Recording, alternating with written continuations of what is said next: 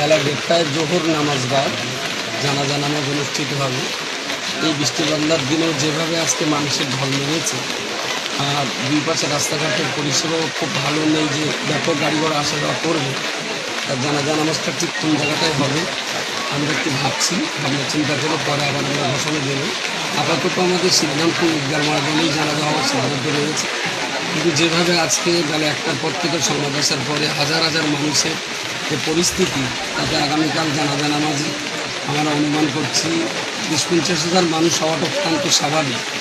এবং তিনি যেহেতু অনেকগুলো পরিচয় বহন করছেন, রাজনৈতিক পরিচিতি তার একটা আছে, আবার ইসলাম ধর্মের মুসলিমদের কাছে অনেকের কাছে ধর্মগুরু হওয়ার একটা পরিচয় তার আছে। এবং তার চাইতে বড় পরিচয় হলো তিনি ব্যক্তিগতভাবে মানুষের সঙ্গে অত্যন্ত হেসে খেলে কথা বলতেন, মানুষকে যত অপরিচিতই হোক খুব আপন মনে করে কাছে টেনে যেতেন।